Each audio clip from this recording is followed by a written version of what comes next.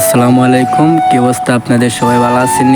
আর আমি একটা new blog নিয়ে আসছি। এখন রাস্তায় আছি আর আমি এখন জান্নাত পার্ক যাইতেছি, বুঝছেন নি, কালীগঞ্জ জান্নাত পার্ক। তো ভিতরে যাওয়ার পরে আপনাদের নতুন নতুন কিছু ভিউ দেখাবো। তো আপনাদের সাথে কথা বলতে বলতে আমি জান্নাত পার্ক চলে আসছি আর আমি গাড়িটা পার্কিং করে নেই, তারপরে আপনাদের মাঝখানে কিছু ভিউ তুলে ধরবো। আপনারা সবাই সাথে থাকেন, দেখবেন।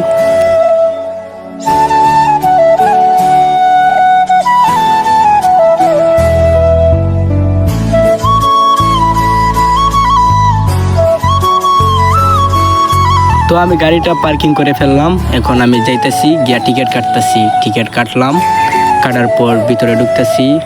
বাইটা টিকিট দিয়ে দেখ, তারপর আমি ভিতরে ঢুকতেছি, আপনাদের সব কিছু দেখাচ্ছি।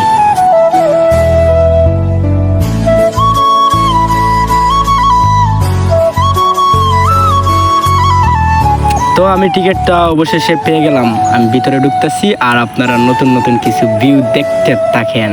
প্রথমে ঢুকতেই অনেক কিছু দেখছেন, আবার তো অনেক কিছু রয়ে গেছে। আমি ভিতরে যাই, তারপরে অনেক কিছু আপনাদের দেখাবো। ওমা এরা কারা? লাল নীল কালা সব কিছু কাপড় টাপড় পরে দিই সবাই আছে। ওমা এরা দিকে আবার কি চলতেছে?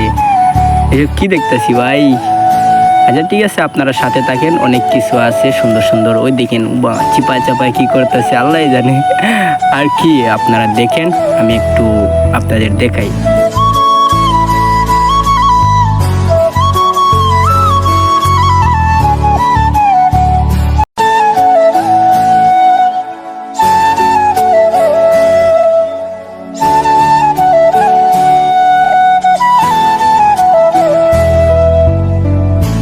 আপু, আপনি এরকম চাইবেন না, ঠিক আছে? প্রেমে পড়ে যাবেন পরে।